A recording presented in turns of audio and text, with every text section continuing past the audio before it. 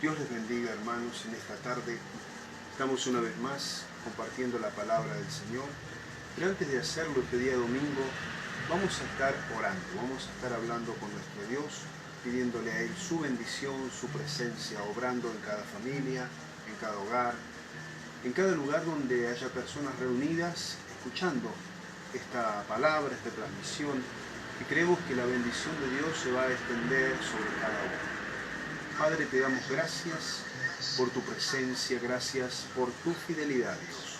Gracias porque en este momento tú estás escuchando nuestra oración y te pedimos en el nombre de Jesús tu bendición, Dios mío, sobre cada persona que está escuchando ahora, Dios, esta transmisión, esta palabra. Te rogamos tu poder obrando, ministrando en cada familia en el nombre de Jesús. Señor, tú eres el que salva, tú eres el que sana, el que restaura, el que liberta, el que hace la obra en cada corazón. Te pedimos ahora, Señor, bendición sobre la iglesia, bendición sobre nuestro país, bendición, Dios mío, sobre Paraguay, sobre todas las otras naciones vecinas, aún en Europa, donde hay hermanos nuestros que están sufriendo, Dios mío, el caos, la calamidad de este virus. Te pedimos, Dios, que tú extiendas tu mano de poder, porque sabemos, Dios, que aún en medio de toda esta circunstancia, tú te mueves obrando, haciendo milagros, guardando personas poderosamente. Gracias te damos, Señor, en el nombre de Jesús. Ahora te pedimos, Dios, que bendigas este tiempo, este momento que estamos compartiendo, Dios mío, y que tu palabra pueda obrar, pueda ministrar poderosamente en cada vida. Señor, tu palabra dice que ella no vuelve vacía, sino que hace lo que tú deseas y es prosperada para aquello para lo cual tú la enviaste. Señor, te damos gracias por tu misericordia y tu bendición en el nombre poderoso de Jesús. Gracias, Dios. Amén. Amén. Le damos gracias al Señor por sus bendiciones y vamos a leer un texto de la palabra del Señor. Vamos a hablar un poco acerca de lo que fue, de lo que es poner bases sólidas, bases fundamentales, bases sabias, inteligentes en un hogar, en una familia. Y vamos a ver un poco la historia de alguien muy importante que es Moisés.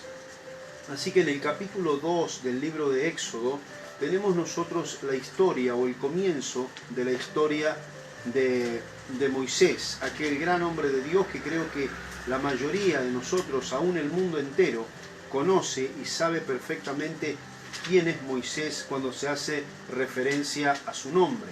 Y vamos a leer lo que la palabra de Dios dice sobre Moisés en primer lugar.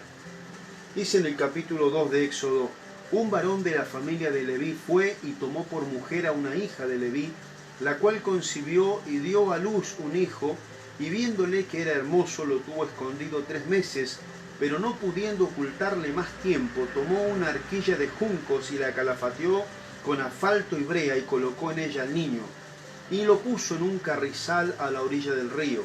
Y una hermana suya se puso a lo lejos para ver lo que acontecería.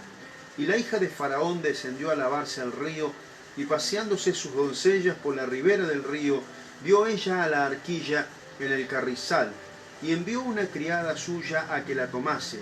Y cuando la abrió, vio al niño, y he aquí que el niño lloraba. Y teniendo compasión de él, dijo: de los niños de los hebreos es este.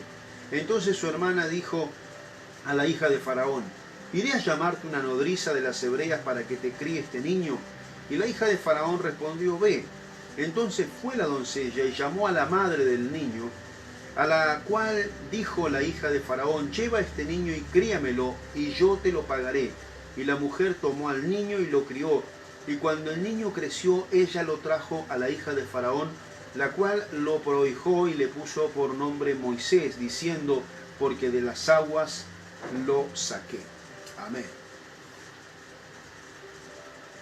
En este tiempo que estamos viviendo, hay muchos padres que están desesperados porque comiencen las clases. Otros están aterrados, y en especial, ¿por qué? Porque no saben qué hacer con los niños. ¿Sabe que uno de los problemas es que nunca han hecho nada con los niños y tampoco se han tomado mucho tiempo para escucharlos o para estar con ellos? Así que estar con los niños ahora es una sorpresa y es un gran desafío. No hablo de todos los padres, porque sabemos que hay padres dedicados y que realmente tienen una gran atención en la educación de sus hijos en sus casas, pero en la mayoría de los casos no es así. Las personas descansan mucho en el Estado, en la escuela propiamente dicha del Estado, y dejan lo que es educación en general en manos de otras personas y no están pensando mucho respecto a la educación de los niños en sus casas. Ahora, las opciones se van agotando, se van terminando, pero la pregunta es: ¿para qué las personas tienen hijos si no es para darles un camino, un sentido, para compartir tiempo con ellos, para formarlos para la vida? El Salmo 127, del 4 y 5 dice que son saetas en la aljaba. ¿Y para qué son las saetas en una aljaba sino para darles una dirección, para que tengan una utilidad determinada? Ahora Dios está dando a los padres de familia un tiempo especial para poder compartir con sus hijos, y vamos a considerar algunos principios bíblicos que tienen que ver con lo que nosotros estábamos mirando. Cuando la madre de Moisés volvió a la casa con él, la familia se quedó asombrada. Imagine usted esta situación. La hija de Faraón lo había encontrado en el río. María, la hermana de Moisés, le sugirió a la princesa buscarle una nodriza hebrea, y por eso se lo dio a su propia madre para que lo criase y lo devolviese cuando el niño creciera. La madre de Moisés sabía que su tiempo era limitado, y esto es importante tener en cuenta: el tiempo era limitado. Así que lo aprovechó para enseñar al niño principios que nunca olvidaría, como cuál era la historia de su pueblo, sus valores, y cuál sería su lugar en el futuro de su pueblo, en el futuro de Israel. Luego Moisés pasaría a ser parte del sistema educativo de los egipcios, y como lo menciona Esteban, fue enseñado Moisés en toda la sabiduría de los egipcios y era poderoso en sus palabras y obras. Los niños egipcios eran enseñados por sus madres básicamente hasta los 4 años aproximadamente, y luego pasaban a aprender el oficio de sus padres, que casi siempre lo hacían por imitación, estando cerca de ellos, viendo cómo trabajaban. O sea que un niño, después de los 4 años en adelante, prácticamente el jardín de infantes que tenían en Egipto era aprender de sus padres. La mamá estaba encargada de enseñarle hasta los 4 años aproximadamente todo lo que tenía que ver con la educación general, con la religión, con los valores, con los principios de la familia. Después pasaba el padre a enseñarle el oficio propiamente dicho. Ahora bien, cuando decíamos que la madre entendía que su tiempo era limitado, quiero decirle a todos, en general los padres saben muy bien que su tiempo con sus hijos es limitado, y en la mayoría de los casos muchos se asombran o se sorprenden cuando pasó el tiempo y sus hijos ya no están más, por más hijos que hayan tenido. Es muy raro que alguno quede en la casa, la mayoría se va, hace su proyecto de vida, se desarrolla, y sus padres comienzan a entender que tuvieron una oportunidad, la oportunidad de educarlos, de enseñarles, y muchos lo hicieron bien, y muchos disfrutan de la educación que dieron a sus hijos. Ahora, ¿qué pasaba con la educación de los egipcios?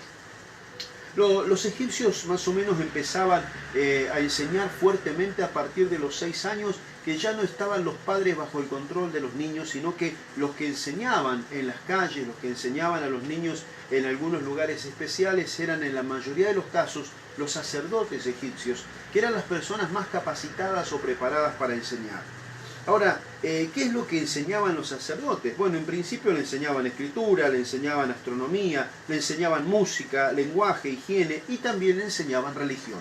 Y cuando le enseñaban religión, le inculcaban a los niños todo lo que era la mitología egipcia, todo lo que tenía que ver con los dioses egipcios. Entonces ellos iban aprendiendo todo este tipo de enseñanza en las calles y con estos maestros a partir de los 6 años de edad, que era la edad aproximada cuando María, o la madre, Jocabet, toma al hijo y lo vuelve otra vez a traer a la hija de Faraón para que ella lo prohíje, y ella comienza a llevarlo o lo introduce en lo que es la preparación de los egipcios, que era una de las más avanzadas que había, que después de pasar la primera etapa, que era la etapa común que tenían la mayoría de los niños, subía a otra etapa, que era la etapa de los príncipes, la etapa del palacio de Faraón, y era una etapa donde los niños ya eran enseñados de otra manera. Allí se les enseñaba la escritura en general, se les enseñaban los jeroglíficos, se les enseñaba la política, se les enseñaba la religión en profundidad. Y ellos iban aprendiendo y comprendiendo esto. Y el libro de texto fundamental que tenían era el libro de los muertos.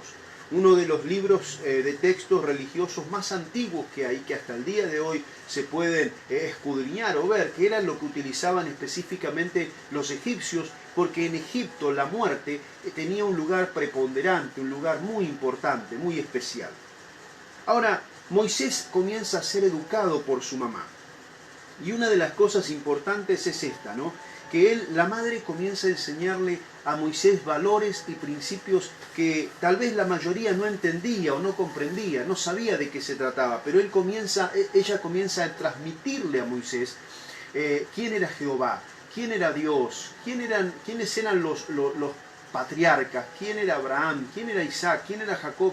Comienza a plantearle a Moisés lo más importante para su vida, y él aprende ya de pequeño esos nombres. Y una de las cosas que la madre plantea a Moisés, porque ella se da cuenta de después de 3 meses de Dios guardarlo, protegerlo y terminar siendo guardado por la hija de Faraón, ella va entendiendo lo siguiente, que Dios tiene un propósito especial con él, y ella se lo enseña también a Moisés. Es lo que dice Esteban cuando predica en Hechos de los Apóstoles, capítulo 7, versículo 25. Dice que Moisés, cuando mata al egipcio defendiendo a uno de sus hermanos, él piensa que ellos iban a entender que Dios les iba a dar salvación por medio de él, pero ellos no lo habían entendido así. ¿Quién había inculcado en Moisés esta idea? ¿Quién le había enseñado a Moisés que Dios tenía un propósito o que él iba a ser el libertador de Israel? Simplemente su mamá, cuando pudo tener ese tiempo, ese periodo de tiempo que aprovechó para enseñarle, para transmitirle los principios de su fe. Hoy los sistemas de educación en el mundo están preparados para adoctrinar a los niños y enseñarles a vivir en una sociedad sin Dios, sin valores o con valores opuestos a la palabra de Dios. Obviamente los padres no pueden sacar a sus hijos de los colegios a no ser que hagan el sistema de enseñanza en las casas, que es un sistema que en nuestro país, en Argentina, por ejemplo, no está regulado, y hay aproximadamente cerca de 2.000 niños que están siendo enseñados en las casas. Pero para llevar a semejante nivel de enseñanza, los padres tienen que estar preparados o preparándose constantemente como los mismos maestros, y tener una gran capacitación, una gran paciencia, y también estar dispuestos a tener a sus hijos en la casa y enseñarles no solamente lo espiritual, sino también todo lo que tiene que ver con la ciencia, con las matemáticas, con el lenguaje y todo lo que conocemos nosotros que es la preparación. Ahora bien, nosotros los padres no pueden tal vez entender o comprender los contenidos o meterse en los contenidos no cristianos que hay en el mundo que se enseñan, pero pueden instruir a sus hijos y prepararlos para convertirlos en instrumentos en las manos de Dios. Moisés fue al palacio de Faraón, pero jamás olvidó las enseñanzas de su madre.